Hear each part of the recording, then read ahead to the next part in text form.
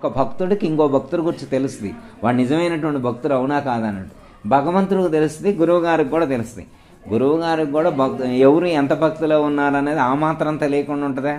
పోనీ గురువు గారికి ఒకవేళ అందిన అందకపోయినా పరమాత్మకు తెలియదా ఎవరెంత భక్తితో ఉన్నది? అర్థమైందమ్మా? అర్థం అవుతుంది. అయితే మోస్తంటే చూడలేకపోతారు స్వామి. అప్పుడు వెంకటేశ్వర స్వామి చిన్న బాలుడు రూపంలో, ఒక 12-14 సంవత్సరాల యొక్క బాలుడు రూపంలో వచ్చి, అయ్యా నేను కూడా మీకు కొంచెం సహాయంగా సేవ చేసుకుంటాను గట్టిగా అరుస్తాడు అనమాట. ఇంకొకళ్ళకి ఛాన్స్ లేదు, ఈ సేవ నేను నా భార్య చేయాలి, ఇంకొకళ్ళకి నేను ఛాన్స్ ఇవ్వను, ఈ సేవ మేమే చేయాలి. స్వార్థం కాదు, నువ్వు ఇంకో సేవ చేయి. తను ఆ సేవ చేయాలనుకున్నాడు. సపోజ్ ఉదాహరణకి నువ్వు దేవుడికి నైవేద్యం పెట్టాలనుకున్నావు, నువ్వు ఒక్కదానివే వండి పెట్టాలని అనుకున్నావు అనుకో, నువ్వు ఒక్కదానివే వండుతావు కదా. అర్థమైందా? ఇంకొకళ్ళ హెల్ప్ తీసుకోవు కదా. అర్థమైందా? సపోజ్ ఉదాహరణకి అన్నదానం చేయాలనుకున్నావు, ఒక 1000 మందికి, నువ్వు ఒక్కదానివే చేయాలనుకున్నావు, నువ్వు ఒక్కదానివే అమౌంట్ ఇస్తావా? వాళ్ళ దగ్గర కలెక్ట్ చేస్తావా? వేరే వాళ్ళు నేను కూడా ఇస్తా తీసుకోని అన్నాను అనుకో, అప్పుడు నువ్వేమంటావు? ఇంకో రోజు పెట్టుకోండి, నేను ఇప్పుడు మాత్రం నేనే ఇస్తానని అంటాం కదా. అలాగే ఆ అనంతాల వారు కూడా ఇంకొకళ్ళ సహాయం నేను తీసుకోను, నేను ఒక్కడనే ఈ సేవ చేస్తాను అని చెప్పి చేస్తూ ఉంటాడు. ఇబ్బంది అవుతుందని చెప్పి కొంచెం అటుగా వెళ్ళి, ఆవిడ వెళ్తుంది కదా, ఆవిడని అక్కడ ఉంచి ఏమంటుందంటే, అయ్యా అమ్మ ఆయన అసలే ఒప్పుకోడు, మీరు ఈ మధ్యలో నుంచి నాకు ఎదురైంది నేను అవతల పోసొస్తా అంటాడు. ఆవిడ అడదా నిల్చుంటాడు. అర్థమైందమ్మా? ధర నిల్చొని అనంతాల వారి భార్యని మధ్యలో ఉంచుతారు. మధ్యలో ఉంచి ఈయన అందిస్తుంటే ఆవిడ వెళ్ళి పోసొస్తుంటుంది. ఈయన ఆలోచిస్తారు, ఏంటి దూరం ఎక్కువ ఉంది కదా, ఈయన వెంటనే వస్తుందంటే గంప తీసుకొని కొంచెం లేటు పట్టాలి కదా, అవతల వెళ్ళి పోసిరా. అందులో ప్రెగ్నెంట్, పరిగెత్తాం కాదు కదా, ఏంది ఇంత ఫాస్ట్గా వచ్చేస్తుందని చూస్తారు. చూస్తే మళ్ళీ బాలుడు కనబడ్డాడు. ఏమీ నేను చెప్తే నువ్వు వినకుండా మళ్ళీ వచ్చినవా అని చెప్పి ఆ గడ్డపార ఇసిరేస్తారు. అర్థమైందమ్మా? గడ్డపార వేస్తే ఇక్కడ తగులుద్ది అనమాట. తగిలితే బ్లడ్ వస్తుంది. ఇక్కడ బాలుడికి ఎప్పుడైతే బ్లడ్ వస్తుందో అక్కడ తిరుమలలో ఉన్నటువంటి వెంకటేశ్వర స్వామి విగ్రహానికి కూడా బ్లడ్ వస్తుంది. ఇక్కడ అర్థమైందమ్మా? ఆ బ్లడ్ వచ్చేసరికి ఏంటి కథ, ఏమి అపచారం జరిగింది, స్వామికి ఇక్కడ బ్లడ్ రావటం ఏంటి, మళ్ళీ అదొక పెద్ద చర్చ నడుస్తుంది అనమాట. అప్పుడు అనంత ఆళ్వారు నన్ను ఇక్కడ కొట్టాడు అని చెప్తారు. అనంత ఆళ్వారు కొట్టడం ఏంటి? అప్పుడు எனக்கு ఫ్లాష్ అవుట్ అయింది అనమాట. అయ్యో బాలుడు రూపంలో వచ్చింది నా స్వయమేనా అని చెప్పి. అంటే స్వామికి ఇది రావాల్సిన అవసరం లేదు బ్లడ్, ఆయన అనంత శేషుడు. అర్థమైందమ్మా? ఆ అపారమైనటువంటి సమస్త విశ్వమునందంతరా వ్యాపించి ఉన్నటువంటి దానికి మళ్ళీ ఒకళ్ళు కొట్టడం, దెబ్బ తగలటం ఉంటుందా? గాయం అవుతుందా?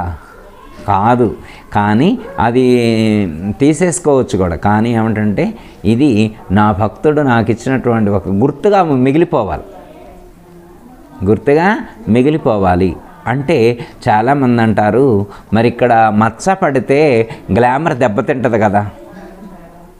అవునా కదా? మచ్చ పడితే గ్లామర్ దెబ్బతింటుందా? తిందా? అయినా కానీ పర్వాలేదు, నా గ్లామర్తో సంబంధం లేదు, నాకు భక్తుడే ముఖ్యం. నా గ్లామర్తో సంబంధం లేదు, నాకు ఇక్కడ ఎప్పుడు ఆ గుర్తు ఉంచండి అని చెప్తారు వెంకటేశ్వర స్వామి. అర్థమైందమ్మా? అంటే ఒక భక్తుడు అంటే గృహస్థే ఆయన. ఇప్పుడు ఆయన భార్యను వదిలిపెట్టలా, పిల్లలను వదిలిపెట్టలా, సంసారాన్ని వదిలిపెట్టలా, భార్యను పక్కన పెట్టుకొనే సేవ చేశాడు. అర్థమైందమ్మా? ఇది మత్కర్మ పరమోభవ అంటే నా సంబంధమైనటువంటి పనులు చెయ్యి అంటే ఇది కూడా దైవానికి సంబంధించిన పని. అర్థమైందమ్మా? మనం కూడా అంత స్థాయిలో మన దగ్గర భక్తి ఉండాలి. అంతేగా చంద్రశేఖర్ గారు? మనకు కూడా అంత స్థాయిలో భక్తి ఉండాలి. మన భక్తి అంత స్థాయిలో ఉంటుందా? అంత స్థాయిలో ఉండాలంటే ఏం చేయాలంటే మనకి స్వార్థం ఉండకూడదు. ఏముండకూడదు? స్వార్థం ఉండకూడదు. నేను గొప్ప, అర్థమైందా? ఇది నా సామ్రాజ్యం, నేనే గొప్ప, ఇది నా సామ్రాజ్యం అనేటువంటి ఈగోస్కు పోకూడదు. ఎందుకంటే పరమాత్మ ఆ భక్తుడి యొక్క హృదయంలో కొంచెం అహం కనిపించినా కానీ యాక్సెప్ట్ చేయడు, ప్రవేశించడు, ఎంట్రీ అవ్వడు. ఆయన రాడు, లోపలికి రాడు. ఎందుకంటే ఆయనకు నచ్చనటువంటి అంశం అది. అర్థమైందమ్మా? అందుకే ఏం చేయాలంటే ప్రతి సందర్భంలో కూడా పరమాత్మ నీ యొక్క కృప, నీ యొక్క అనుగ్రహంతో నేను ఇది చేయగలుగుతున్నాను, నీ యొక్క అనుగ్రహంతో నేను చేయగలుగుతున్నాను అని చెప్పారు. మనకి భగవద్గీతలో 10వ అధ్యాయంలో కూడా పరమాత్మ చెప్తారన్నమాట. ఈ ప్రపంచంలో ఉన్నటువంటి అన్ని సమస్తం కూడా నాదే, ఈ చరాచర జగత్తంతా నాదే అని చెప్తారు. ఇంకొక మాట ఏమని చెప్తారంటే ఈ ప్రపంచంలో ఉన్నటువంటి ధనం కూడా నాదే, ఈ ప్రపంచంలో ఉన్నటువంటి సమస్త మానవులలో ఉండేటువంటి తెలివి కూడా నేనే అన్నారు. తెలివి కూడా మనం అక్కడక్కడ మా పదాలు వాడేప్పుడే ఏమంటారు, తెలివి ఎవడబ్బ సొమ్ము అనుకుంటున్నాం అంటారు. ఏ చంద్రశేఖర్ గారు, తెలివి ఎవరబ్బ సొమ్ము అనుకుంటాం. ఎవరబ్బ సొమ్ము కాదు, ఆయన సొమ్మేనట. మనం ఇంత తెలివిగా ఉండటం మన గొప్ప కాదట. పరమాత్మ ఏమంటున్నాడు, నేను అనుగ్రహిస్తేనే నువ్వు అంత తెలివిగా ఉన్నావు, లేకపోతే తెక్కలోళ్ళు ఆయనే ఉండేవాడు. అర్థమైందమ్మా? మనం ఈరోజు ఇంత తెలివితోటి, ఇంత అప్డేటెడ్గా, ఇంత జ్ఞానంతో ఉన్నామంటే అది వారి అనుగ్రహం అని చెప్పి వారే చెప్తున్నారు. 10వ అధ్యాయంలో చెప్తారు విభూతి యోగంలో. తన యొక్క విభూతిలో ఇది ఒక విభూతి. అర్థమైందా? ఒక తెలివి గలవాడు ఎప్పుడైనా కానీ పరమాత్మదే ఈ తెలివని అనగలడా? ఒక బిల్ గేట్స్ వచ్చి అనగలడా? ఒక రిలయన్స్ అంబానీ వచ్చి అనగలడా? ఒక రతన్ టాటా అనగలుగుతాడా? ఒక లక్ష్మీ మిట్టల్ అనగలుగుతాడా? మనమే అనలేము. ఇక వాళ్ళు ఏమంటారు? మనమే అనాలంటే లోపల ఏదో అడ్డు వస్తానమాట, ఒక ఈగో అడ్డు వస్తానమాట. ఇంత కష్టపడి చదువుకొని, ఇంత ఉద్యోగం చేసి, ఇంత సామ్రాజ్యాన్ని సృష్టించకుండా ఎవడండి బాబు ఆయన తెలివి అంటాడు, ఇది నా తెలివి అయితే. అవునా కదా? మనం మన తెలివి అనుకుంటున్నాం. ఆయన ఏమంటున్నారంటే అది నీకు ఆ తెలివిని ప్రొవైడ్ చేసిందే నేను. ఇంకేమంటాం? మంచి ఇన్స్ట్రుమెంట్ ఇచ్చింది కూడా నేనే అంటాడు. ఇన్స్ట్రుమెంట్ అంటే గురువుగారండి పరికరం అంటే ఏం పరికరం ఇచ్చారని అమ్మ, ఏం పరికరం ఇచ్చారు? ఈ శరీరం ఇచ్చింది ఆయనేనంట. శరీరం ఇచ్చింది ఆయనంట. ఈ శరీరంలో ఉన్నటువంటి ఆర్గాన్స్ కూడా ఆయనే ఇచ్చారట. ఆర్గాన్స్ కూడా ఆయనే ఇచ్చారట. గురువుగారు ఆయన ఇచ్చింది సార్, హార్ట్ నేనే మొన్ననే తెచ్చిపెట్టుకున్నా, లేదా బ్రెయిన్ నేను మొన్నే తెచ్చిపెట్టుకున్నాను అనగలమా అమ్మ? గురువుగారు ఆయన లివర్ ఇటు మర్చిపోయాడంటే నేనే మనోడు కొత్త తెచ్చిపెట్టుకున్నాను అనగలమా అమ్మ? ఆయన మర్చిపోయాడంటే కిడ్నీలు పెట్టలేదంటే, మర్చిపోయాడంటే ప్యాకింగ్లో ఏదో డిఫరెన్స్ వచ్చిందంటే నేనే కిడ్నీలు పెట్టుకున్నాను అనగలమా? మర్చిపోయి ఒకవేళ ఆయన కనుక మర్చిపోయి ఏదైనా తగ్గిస్తే, అర్థమైందమ్మా? ఒక హార్ట్లో కానీ, ఒక లివర్లో కానీ, ఒక కిడ్నీలో కానీ, ఒక బ్రెయిన్లో కానీ, ఒక న్యూరో సిస్టంలో కానీ, అయితే ఆర్థోపెడిక్ సిస్టంలో కానీ ఎక్కడైనా ఆయన ఏదైనా కొంచెం తగ్గిస్తే ఊరుకుంటాడు మనిషి ఊరుకుంటాడమ్మా? దాన్ని సరి చేసుకోవడానికి వీడి జీవితం మొత్తం సరిపోవట్ల, వీడి ఆస్తులు మొత్తం అమ్మినా సరిపోవట్ల. ఒక ఆయనకు బ్రెయిన్ ట్యూమర్ వస్తే వాడు ఆస్తి మొత్తం అమ్ముకున్న బతకలవాడు. ఆయన చిన్న ప్రాబ్లం క్రియేట్ చేస్తే దాన్ని మనం సరి చేసుకోవడానికి మన జీవితాలు సరిపోవట్ల.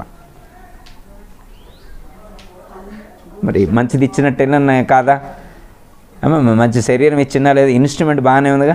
ఇన్స్ట్రుమెంట్ మనదైతే కాదుగా అమ్మ. మనం లోపల ఏం పెట్టుకోలేదుగా, హార్టు, లంగ్స్, లివరు ఇట్లాంటివి మనం ఏం పెట్టుకోలేదు, ఆయన పెట్టి పంపించిందేగా. ఓకే అమ్మ, ఇదైతే ఓకే. బ్రెయిన్ ఏమన్నా మనం పెట్టుకున్నాం కొత్తది? బ్రెయిన్ ఇచ్చింది ఆయనే, ఆ బ్రెయిన్లో తెలివినిచ్చింది కూడా ఆయనే, దాన్ని ఫంక్షనింగ్ చేసేది కూడా ఆయనే, దాన్ని ఫంక్షనింగ్ చేసేది కూడా ఆయనే. మరి ఇన్నిస్తే ఆయన, ఇన్నిస్తే ఇంత తెలివిస్తే మరి ఆయనేమీ లేదంటారు. మొత్తం నేనే చేశా, మొత్తం నేనే చేశా. ఆయన ఏమిచ్చిండు గురువుగారు? ఆయన ఏమీ లే, మొత్తం నేనే కష్టపడ్డా. నువ్వు ఇంత కష్టపడ్డానికి కావలసినటువంటి శరీరాన్ని ఇచ్చింది ఎవరు? నేను బాగా చదివా, నువ్వు చదవడానికి కావలసినటువంటి అట్మాస్ఫియర్, ఆ ఎన్విరాన్మెంట్ క్రియేట్ చేసింది ఎవరు?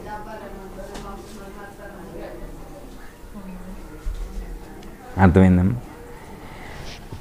కాబట్టి ఇంత ఆయన ఇచ్చారు కాబట్టి వారిచ్చినటువంటి ఈ జీవితంతో మనం ఈరోజు ఈ స్థితిలో ఉండగలిగాము అంటే వారి అనుగ్రహం అనేటువంటిది మనం గుర్తించగలగాలి. గుర్తించి వారికి నిరంతరం కూడా కృతజ్ఞత చెప్పాలి. అర్థమైందమ్మా? సహాయం చేసినటువంటి వాళ్ళని మర్చిపోకూడదు. ఆధ్యాత్మికంలో ఫస్ట్ ఫండమెంటల్ ఇదేనమాట. ఆధ్యాత్మికంలో ఫస్ట్ ఫండమెంటల్ ఏంటంటే, ఫస్ట్ మనం ఆధ్యాత్మికంలోకి ఎంట్రీ అయ్యేప్పుడే మనకు పెద్దలు చెప్తారు, ఆధ్యాత్మికంలోకి ఎంట్రీ అయ్యేప్పుడే మనకి సజెషన్ ఇస్తారనమాట. ఏం సజెషన్ ఇస్తారంటే, ముందు ఇప్పటి వరకు మనకు ఎవరైతే సహాయం చేశారో వాళ్ళందరికీ ఒక్కసారి కృతజ్ఞత చెప్పి ఆధ్యాత్మికంలోకి ఎంట్రీ అవ్వమన్నారు. నాకెవరు సాయం చేశారు గురువుగారు? ఎవ్వరు సాయం చేయలే, నాకెవరు సాయం చేయలే.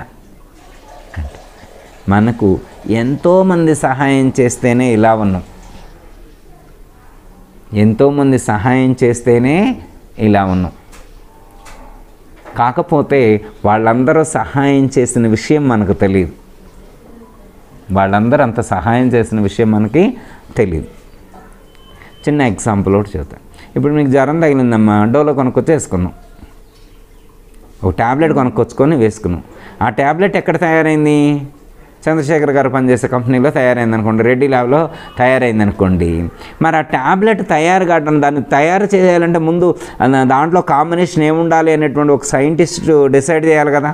ఒక సైంటిస్ట్ డిసైడ్ చేయాలా, ఆ మెడిసిన్కి సంబంధించిన రా మెటీరియల్ తీసుకురావాలా, దాన్ని ప్రొడ్యూస్ చేయాలా, ప్రొడక్షన్ చేయాలా, చేసిన తర్వాత దాన్ని ట్యాబ్లెట్ ఫామ్లోకి తీసుకురావాలా, దాన్ని మళ్ళీ మార్కెటింగ్ చేయాలా, మార్కెటింగ్ చేస్తే మళ్ళీ మెడికల్ షాప్ కాడికి వెళ్తే దాన్ని నువ్వు తీసుకుంటే ఎంతమంది వర్క్ చేస్తే నీకు జ్వరం తగ్గింది?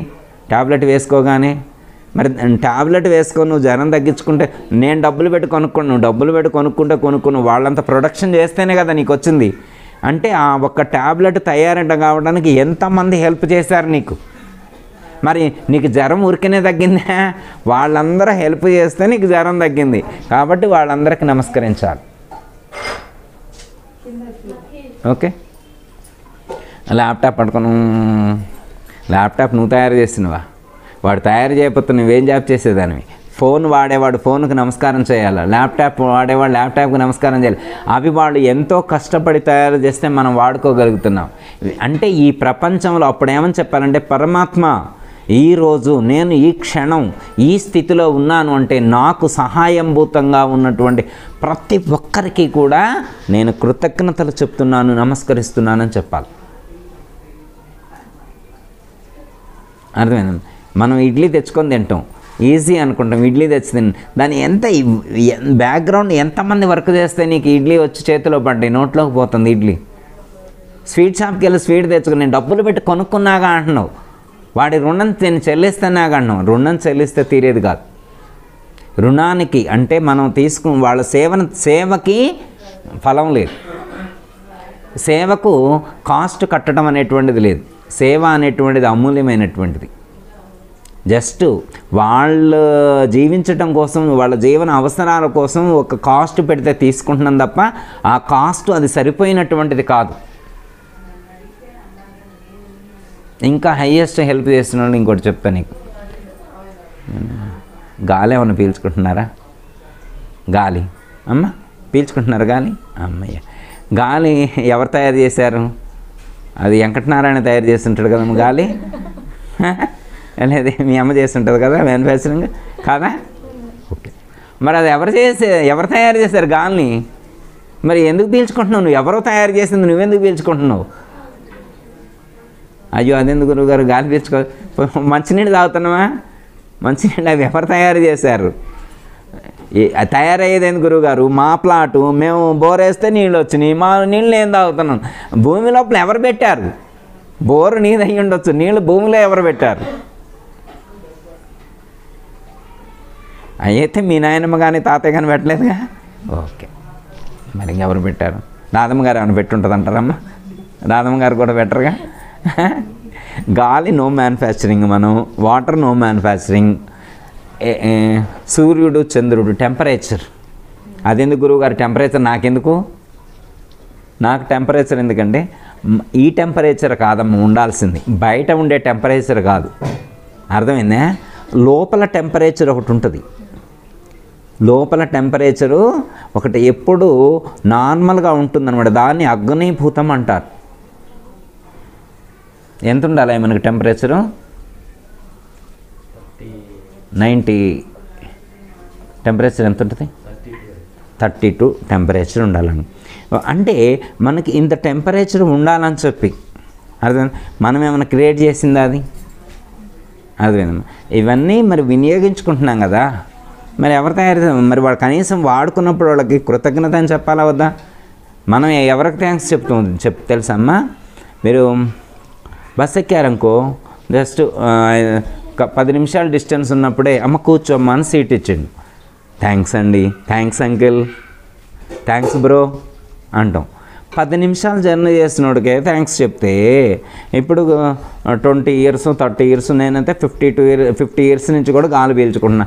మరి నేను ఇన్ని సంవత్సరాలు నన్ను క్యారీ చేసినటువంటి వాయుదేవుడికి నన్ను థ్యాంక్స్ చెప్పాలా వద్దా? మరి 10 నిమిషాలు సీట్ ఇచ్చినోడిగా నువ్వు థ్యాంక్స్ థ్యాంక్స్ థ్యాంక్స్, మరి ఇంత హెల్ప్ చేసినోడికి ఏం థ్యాంక్స్ చెబుతున్నావు? ఆధ్యాత్మికంలో కృతజ్ఞత అత్యంత ప్రధానమైనటువంటిది. అర్థమేనమ్మా? ఇవి బయట వస్తువులు. కానీ తల్లిదండ్రులు ఎంత హెల్ప్ చేస్తారో తెలుసా? మనం ఈరోజు ఈ స్థితిలో ఉన్నామంటే వాళ్ళ కష్టం మీద మనం ఈరోజు బ్రతుకుతున్నాం. వాళ్ళ కష్టంతో మనం ఈరోజు బ్రతుకుతున్నాం. వాళ్ళంత కష్టపడకపోతే మనకి ఇలాంటి జీవితం ఉండేదే కాదు. వాళ్ళు ఎన్నో త్యాగాలు చేస్తేనే మనం ఈరోజు ఆనందంగా ఉండగలుగుతున్నాం. మనం ఈరోజు పొందే ప్రతి సుఖం, ప్రతి ఆనందం వెనక కూడా వాళ్ళ త్యాగం ఉంటుంది. మనం దాన్ని గుర్తించగలగాలి. అర్థమైందమ్మా? వాళ్ళు ఎన్నో రోజులు తినకుండా, ఎన్నో కష్టాలు పడి, శారీరకంగా మానసికంగా చుట్టూ ఉన్నటువంటి సమాజంతో కానీ ఎన్నో వాళ్ళు ఎదుర్కొని మనకి ఇంత మంచి లైఫ్ ఇచ్చారంటే వాళ్ళకి ఎంత కృతజ్ఞత చెప్పాలి? అర్థమైందమ్మా? మరి ఇంతమంది సహాయం తీసుకున్న తర్వాత ఇప్పుడు ఈ సక్సెస్కి నేను ఒక్కడనే ఎలా కారణమవుతా? నా వల్లనే ఇదంతా జరిగిందని నేను ఎలా చెప్పగలుగుతా?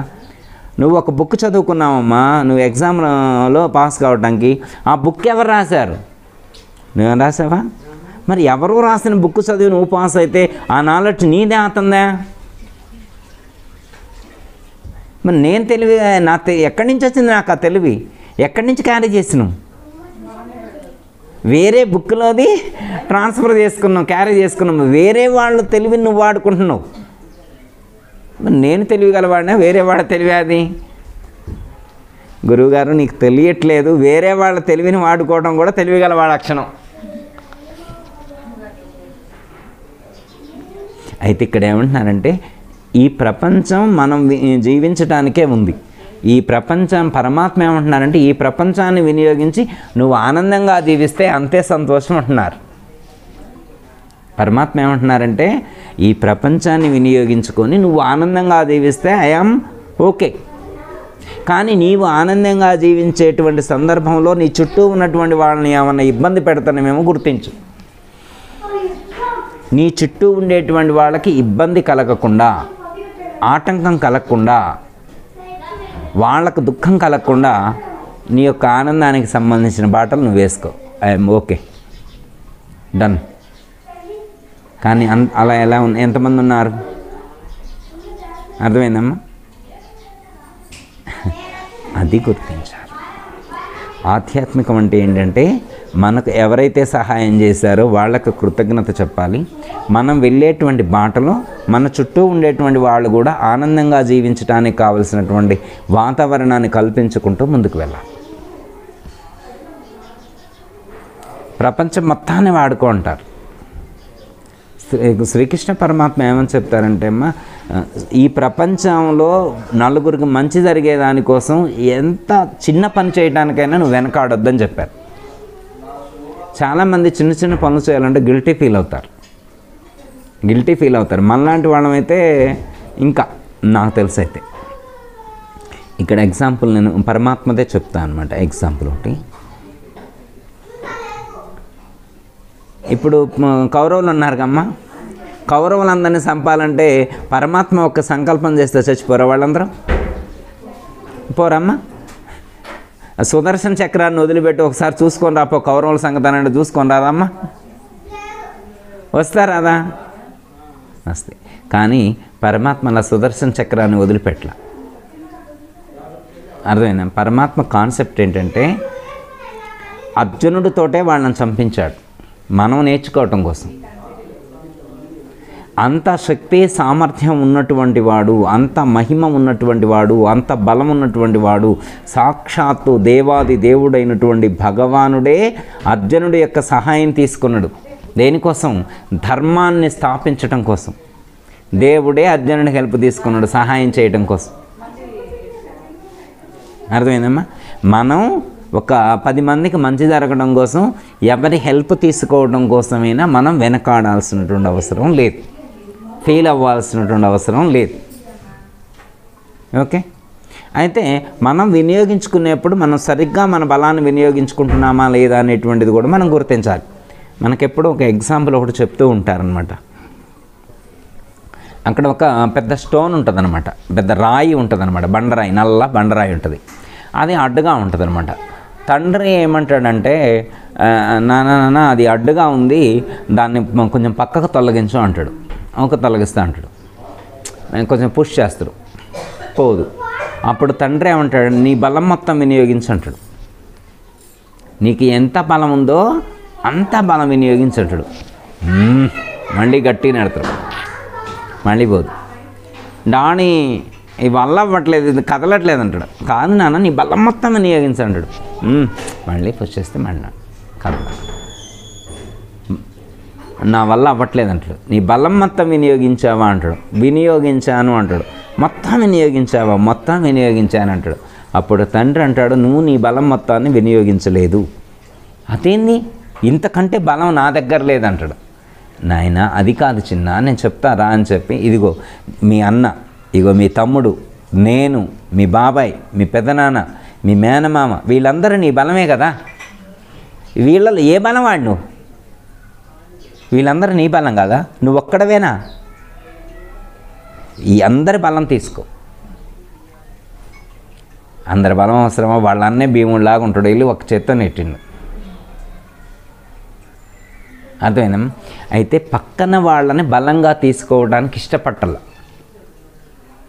తాను బలహీనంగా ఉండటానికైనా ఇష్టపడతాడు కానీ పక్క వాళ్ళ బలం వినియోగించడానికి ఇష్టపట్టాల. వాళ్ళ హ్యాండ్ పట్టడానికి వీల్లేదు. ఇందులో గిల్టీ ఫీలింగ్ అన్నమాట. అర్థమైందమ్మా?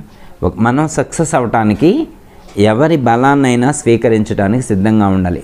అంటే మనం ఎవరి బలం తీసుకోకుండా, ఎవరి తెలివిని వినియోగించుకోకుండా ఇంత స్థాయికి రాలేదనే విషయం మనకు గుర్తుంటే. అర్థమైందమ్మా? ఇప్పుడు మన ఇంట్లో ఉన్నాయని మనం తయారు చేసిన వస్తువులా? ఫ్రిడ్జ్ మనం తయారు చేసినవా? గడియారం మనం తయారు చేసినవా? ఫ్యాన్ మనం తయారు చేసినవా? లైట్ మనం తయారు చేసినవా? సోఫా సెట్ మనం తయారు చేసిందా? మనం పడుకునే మంచం మనం తయారు చేసిందా?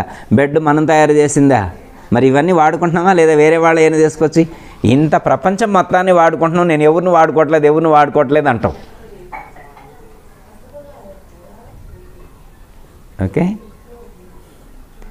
అందరి సహాయం తీసుకుంటేనే మనం సక్సెస్ అవుతాం. ఇక అట్లయితే ఇక మన సహాయంతో మనం జీవించాలంటే ఇక అటవీ ప్రాంతంలోకి వెళ్ళి ఒక గుడిసె వేసుకొని, అర్థమైందమ్మా, ఇక మన పనులు మనమే చేసుకొని, అర్థమైందమ్మా, మన పంట మనమే పండించుకొని ఇక అట్లా చేయాలి. పండినంత వరకే తింటే పాయ్. ఇప్పుడు పండదంటే పొలం మనం పండించలేమంటే పండినంత వరకే తింటాం. వేరే వాళ్ళ సహాయం తీసుకోదలుచుకోకపోతే మళ్ళీ వేరే వాళ్ళు పండించినవి తింటాం ఇష్టం లేకనే కదా నీవు సొంతం పండించుకోవాలనుకునేది. అర్థమైందా? అంటే ఏంటి అర్థం ఏంటంటే పరమాత్మ సంబంధమైనటువంటి పనులు చేస్తే పరమాత్మ యొక్క అనుగ్రహం కలుగుతుంది. ఓకే, ఆధ్యాత్మిక మార్గంలో జీవించేటువంటి వాడు గిల్టీ ఫీల్ అవ్వకూడదు. అవసరమైతే ఎవరి సహాయం తీసుకోవడానికైనా సిద్ధంగా ఉండాలి. ఇంకొక ఎగ్జాంపుల్ ఒకటి చెప్తా. శ్రీకృష్ణుడు ఎవరిని వాడిండు? అర్జునుని వాడిండు. ఇంకొంచెం బెటర్ ఇది, అర్జునుని వాడటం అనేది కొంచెం అప్డేట్ అయినట్టు. మరి శ్రీరామచంద్రమూర్తి ఎవరిని వాడిండో తెలుసా? ఆంజనేయుడు అండ్కో ఫ్రెండ్ సర్కిల్, లేకపోతే వాళ్ళ సుగ్రీవుడి యొక్క సైన్యం, వానర సైన్యం. మరి ఇప్పుడు శ్రీరాముడిని ఏమనుకోవాలి, ఆయన వాడిన సైన్యం, అర్జునుడు ఈ కొంచెం పాండవుల వైపు ఉన్నటువంటి సైన్యం, వీళ్ళన్నా కొంచెం ఒక డిఫరెంట్గా ఉంటారు. కానీ శ్రీరాముడి పక్కన ఉన్నటువంటి సైన్యం వానరులు. ఆయన ఒక్క బాణం వేస్తే పోయి రావణాసురుడికి తగిలిపోడా? రామబాణం ఒక్కడేస్తేనే పోతుంది కదా. ఇంత అవసరం అసలు సీతాదేవి శాపం చాలా? అమ్మ లక్ష్మీదేవి ఆ తల్లి శాపం చాలా? ఆ తల్లి ఒక్క మాట అంటే లంక మొత్తం భస్మం కాదు? రాముడు వెళ్ళాలా అవసరమా? ఆ తల్లికే అపారమైన శక్తి ఉంది, మళ్ళీ రాముడు వెళ్ళాల్సిన అవసరమే లేదు. అక్కడ ఒక రావణుడు, రాముడు ఇక్కడ, సీత అక్కడ, వెళ్ళటం, వానలు రావడం పోవడం, ఓ పెద్ద చరిత్ర. రామాయణం మహాఘట్టం మనకి అవసరమా? సీతాదేవి ఏమంటుంది? ఆంజనేయుడు వెళ్తాడు, అమ్మ రామ్మ తల్లి నా భుజం మీద కూర్చొని తీసుకెళ్తా అంటారు. ఇంత రిస్క్ అవసరం లేదు, సుందరకాండమ్మ తీసుకెళ్తా అంటారు. అంటే ఏమంటాడు? సీతాదేవి ఏమంటుందమ్మా, నేను రాను, నా రాముడు రావాలా, వాడిని కొట్టాలా, నేను వెళ్ళాలా, దట్స్ ఆల్. అర్థమైందమ్మా? ఎంత బలం ఉన్నప్పటికీ కూడా చూడమ్మా, అంటే ఒక దుష్టుణ్ణి సంహరించడం కోసం దేవుడు అవసరమైతే వానరులను కూడా సహాయంగా తీసుకోవడానికి వెనకాడలేదు, సిగ్గుపడలేదు. వీళ్లతో పని ఏమవుతుందని అనుకోవాలి ఆయన. అర్థమైందమ్మా? ఆయనకు శక్తి లేకనా వీళ్ళ సహాయం అవసరం? ఆయన శక్తి ఉన్నా కానీ వీళ్ళని సపోర్ట్గా తీసుకున్నాడు. ఎందుకు అంటే ఈ ప్రపంచంలో ఎవరైనా కానీ ఒక సత్కర్మ చేసేప్పుడు లేదా ఒక దుష్టుని శిక్షించడం కోసం అవసరమైతే తన బలం ఉన్నా కానీ అవసరమైతే చుట్టూ ఉన్నటువంటి వాళ్ళ యొక్క సపోర్ట్ కూడా తీసుకోవాలి. తీసుకోవడం కోసం వెనకాడకూడదు. ఒక భక్తుడు అనేటువంటి ఒక మెసేజ్, ఒక సందేశం. అర్థమైందమ్మా? ఒక స్త్రీకి ఇబ్బంది కలిగితే, ఒక మాతకి ఇబ్బంది జరిగితే, ఒక మహిళకి ఇబ్బంది జరిగితే అవసరమైతే ఎంతవరకైనా పోరాటం చేసేటువంటి పటిమ ఒక సాధకుడికి ఉండాలి అనేటువంటి ఒక మెసేజ్.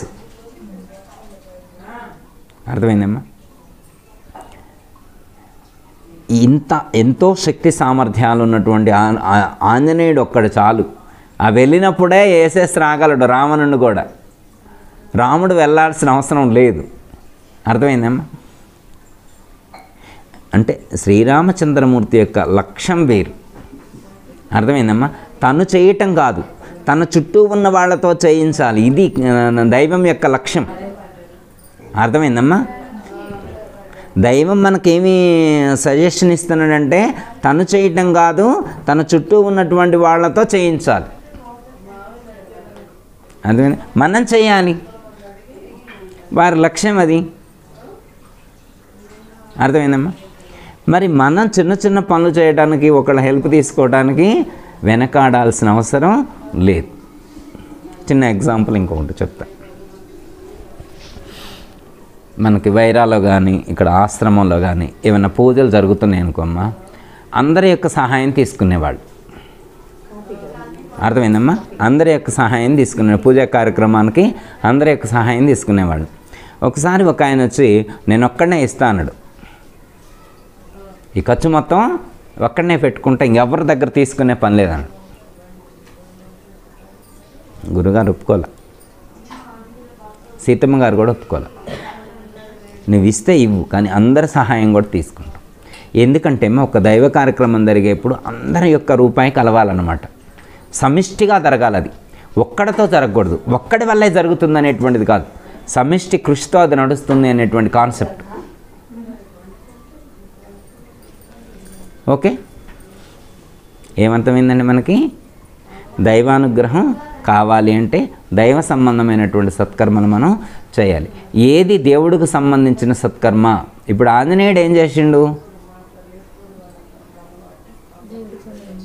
దైవానికి రాముడికి సంబంధించిన పనులే చేశాడు.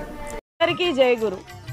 మరిన్ని ఆధ్యాత్మిక రహస్యాల కోసం అచల బోధ, ఆత్మబోధ, భగవద్గీత, అలాగే పండుగల్లో దాగిన అర్థాలు, అంతరార్థాల కోసం మరియు యోగము, ధ్యానము మొదలైన అనేక ఆధ్యాత్మిక తెలుగు ప్రవచనాల కోసం క్రింద ఉన్నటువంటి రెడ్ కలర్ సబ్స్క్రైబ్ బటన్ను క్లిక్ చేయండి. అలాగే ప్రక్కనే ఉన్నటువంటి గంట సింబల్ను నొక్కండి. అలాగే ఈ వీడియో మీకు నచ్చినట్లయితే లైక్ చేయండి మరియు షేర్ చేయండి.